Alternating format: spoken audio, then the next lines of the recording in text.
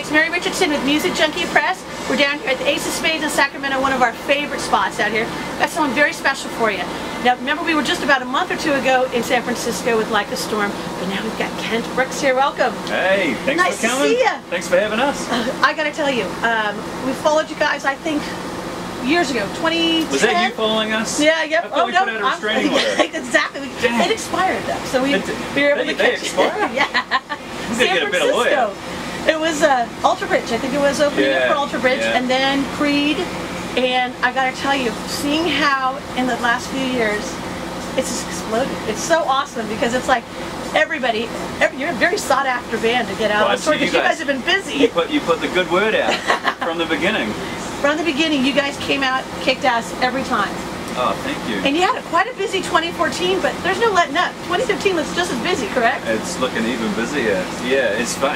I mean, it's really cool when you're in a band, but it's funny when it goes from the position of being like trying to get gigs to trying to get breaks. Yeah.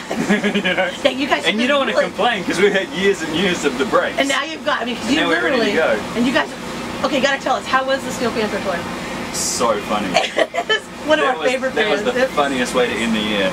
That's right. It went all the way through December. I watch every band side of stage when we go on tour, but you won't watch every night necessarily because after a while, you know, you get the show, but you just never know what was going to come out of their mouths or what antics. And you know, they got the antics with the girls. I remember one show.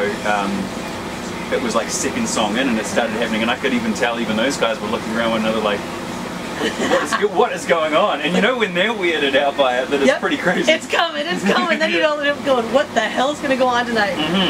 And now you guys are a couple nights in here now for this tour without here in Hell Yeah. This is the third show. Yeah. Vegas. Now you guys just started the. Did you get your first VIP bus? In Vegas. How was it? How did it go? Well, talk about like kicking it off with a bang, right? It was really, it was funny because you know we have this thing of like people can come on board, they can hang out, we'll have a shot, you know, if they're above age, we'll have a beer. Yeah. But it being Vegas, everyone's like, shot. You want another shot, another shot, another beer, another beer. It's like, all right. It's like non-stop there. Yeah, well, you know, that's what it's here for. So that was really good. It was really fun. We had about. Well, we don't make them too big. Yeah, that's good. Because you want to be able to hang out with everybody. Yeah, and so we had 6 or 8 people on, and it was cool. It was fun. Yeah. It was and is that going to be going on through the rest of the tour? We've got people tonight. Oh, very cool. Yeah. Very cool. So, and if anybody wants to grab one, they can go to our website. And that's cool, man. You come on board and you hang out. We have a drink, and then some people just want to hang out and drink. Some people want to ask questions about songs or about the album or about what it's like to tour. Picking your brain on everything. Yeah. I mean, I would have loved to have done. Imagine if you could go on board like... Now, what would you like, growing up, what band would you love to have that experience with? Foo Fighters would have been cool. Oh, God. Still till today, I want to do that. Yeah. Metallica. Yeah. Depending on the era of Metallica, I think a bus VIP might kill you. Yeah, that's very true. You won't survive but that might be the fun one. You might not be that fun now. Either be in jail or dead. Yeah. Now would be the one you asked them about the songs. The one back then would be the one you asked them for the PBR. Yeah, exactly. Take that knife out of my spine, and you know you got the best of me for the last. Now you got to tell, because the album's coming out. Got a couple more weeks. Only a couple more weeks till the release. Yeah, it's crazy. Waking the Fire. Now, that is now also it's on Another Century, which is a really neat label we love from Century Media that came out. And how has that been? Just the whole process of working with them. Great people there too, by the way. Really cool people. And what's really good about it is they just give us whatever creative freedom. And I know bands say that, but honestly, any concepts we've had, any videos we've had, the album, the song choice, we got to produce it ourselves. We got to record it ourselves. And then thanks to them, it's going to come out around the world. So it's pretty exciting for us. Yeah. That is really exciting to see. I mean, also. Right around Valentine's Day, I'm sure everybody will probably be playing Wish You Hell. You know, that's a great, I mean, that is the best anthem. It's the feel-good anthem of this year's Valentine's. It is. That'll be played. Love the Way You Hate Me as a close second. Exactly, those two. We should do a Valentine's album, really. What's the theme going on here, this anti... What's your songwriting process when you guys get together to write these songs? It's sort of the opposite of love songs till midnight. Yeah. Whatever that, hate songs till lunchtime, I don't know. Yeah. That is cool. But now, do you guys have any type of pre-show ritual you guys do before you hit the stage to harness your energy together? Because you guys come out and just give 150% the second you get there. So do you guys do any pre-show ritual? sometimes, I mean, if you're lucky, you'll get time to have a couple of beers and maybe do some playing and maybe, you know, stretch. Like, what's funny is we're third show in and you get there, we've been on holiday for 6 weeks, so the neck's going, what the hell is this you're doing to me, you know? Yeah. So sometimes you try and stretch, but honestly it doesn't really make any difference, because once you get out there from the very first note, the keys just go. And we always love bands. There's this band playing right now, She Had, is a New Zealand band. Metallica, Foo Fighters, like I've said. What I always loved about those bands is, like, every time I saw them, they would always gave it like 100%. You know, I never felt like I caught them on a show. And I know everybody thinks that when they see them, and so we really want to be one of those bands. It's like every time you come to a show, like, we're giving it everything. And it becomes an experience. And the neat thing is that, I mean, we've seen over the years, seeing you guys, you know, maybe 5 times now, and to see how people come in when you guys were just starting, let's say, in the States, and then right after, they became these dedicated loyal fans, and you guys have a very loyal fan base, which is awesome. Yeah, we're lucky, man. We're really lucky, and that's the cool thing about Americans too. Other countries don't necessarily, people don't sort of wear their hearts on their sleeves in the same way. So we didn't expect that when we came here. But yeah, and when you're an opening band, you should really expect stuff to get thrown at you. People boo you off the stage, pull the fingers and stuff. And we've never had it. You know, we've always, in fact, we had the opposite. Then people would come up with like a storm tattoos, and you're like, yep. No, like us, like a storm. And it's neat because they have these dedicated fans who come out and bring you guys things. What's like some of the oddest gifts or something that stands out that they brought you to bring to you guys as gifts? One guy offered us a human skull. I love it. Oh my God. Now, where the hell did he get that? Right. We don't want to know. That's right. Yeah. We're like, he's trying to pass off his evidence. Two fans always came to our shows, and then one time, just one guy showed up and he had a human skull for us. Oh my God. No. Everything that I wanna be. You say I'm afraid, I say I am free. Come take a shot at me. I love the way you hate me. You say I'm insane, I say you're afraid. Get stronger from the pain. I love the way you hate me. Now, what is something that you'd like them to bring when you guys are out on the road? Because you guys are out on the road a long time, and not to mention for your fans, it's a way of them to show their things for you. So, what is something when you guys are out on the road that you'd love to see? Maybe they bring that. Black socks. Yeah, I'm serious. It's these tour necessities that they need. I can't keep socks. And even when you go, all right, I'm going to make this as simple as possible, I'm only going to wear black socks, and it's going to be the same brand of black socks. If I go into the venue or a laundromat and I do the laundry, I'd come out with no socks. It comes out with no socks. It's not even, it's worse than the people with the odd sock thing. It's the no sock thing. I put them in the wash and none come out. I don't even know what happens. They're just like disintegrate. You know, who knows what happens? If I got if I got a pack of black socks every day, I'd still be running low. People, take note. Get some black socks. Go to Costco.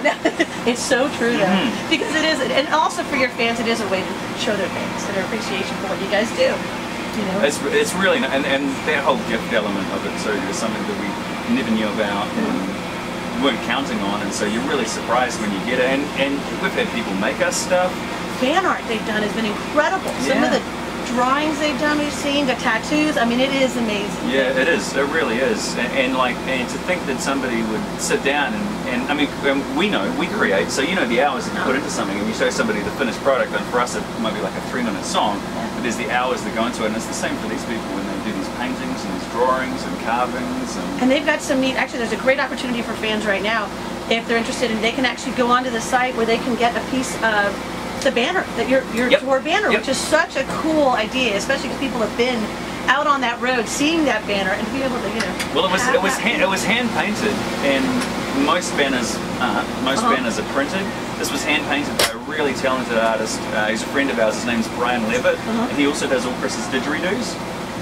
And so we got to the end of this cycle. The banner had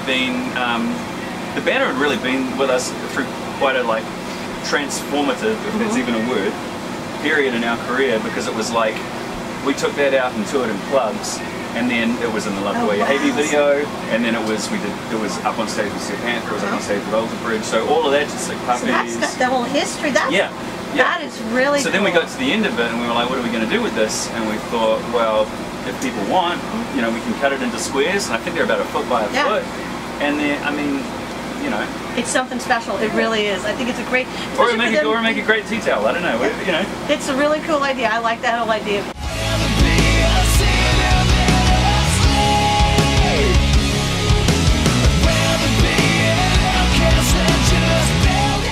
And that's the other thing is you guys you're very open with your fans online as well. You know, they can interact with you guys, and I think that's something now with the social media, it takes it to the level where you can tell an artist how much they mean to you. I mean, how has it been to hear that from fans that maybe your music has inspired them or changed them?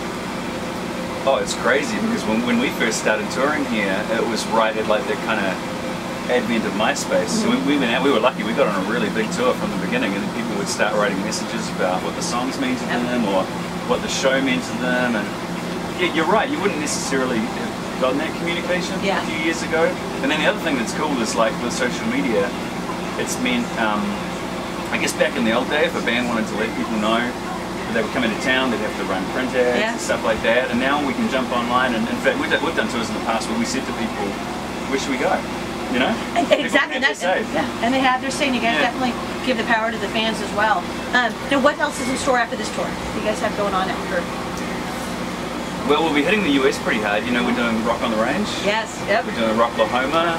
Welcome to Rockville. We're doing a lot of rock-related activities, which is appropriate. Yeah. I mean, we'll be doing more touring. There'll be a single after Wish You Hell. Wish You Hell's more and more stations will be picking that up, which will be pretty cool. We've got a video for Wish You Hell coming out. Great. When's the time frame on the video coming out? That's a really good question. You know, okay, so one thing about us, and maybe to a fault, is that we want to feel like stuff's right, and we want to believe in it when it comes out, because it's easy to rush stuff, and it's impossible to take it back once you put it out. Very true. You know, and it's like, and I feel bad because we've had, you know, we've got really supportive people that've been waiting a long time for that video, or they were waiting a long time for the last album, or things like that. But it's like, we've always had this thing that if the three of us didn't believe in it 100%, we wouldn't put it out. And so that's gone for songs that haven't made records or anything like that. You know, it's anything we do. It's like, even t-shirts, anything we do, it's like the three of us go, yeah, we 100% believe in that. And I think the fans appreciate that. So they don't mind waiting. Don't worry about that. Well, it's coming soon. We've been seeing edits, but it's, That's great. Now, actually, lastly, is there anything else you'd like to share with your fans and our audience? Well, I'd like to thank everybody for their support. I mean, we've come from New Zealand, and we got some good opportunities early on, but we wouldn't be here without people getting into the music, people like yourself helping promote it, and people around the country that have kind of gone above and beyond, and then just even the regular fan that now hears a song on the radio or Octane, and you know, hits us up on Facebook or something. I mean, no band would be anything without fans, obviously. So, you know, and we got to really encourage them to get out to the live show, because I mean, they can listen to you, love your music, but when you guys come out on that stage, live performance, come out on this tour, incredible. Because we started in Vegas, and then it goes right the way across to Baltimore and New Jersey, and then it ends in Atlanta. So we cover a pretty good span. Tell them to get on for the bus. We got to tell them about the VIP bus. Get on the bus. I like that. Have a shot. Get a chance to hang out and definitely let everybody know that. We'll see you guys out on the road. Yeah. Thank you so much for your time.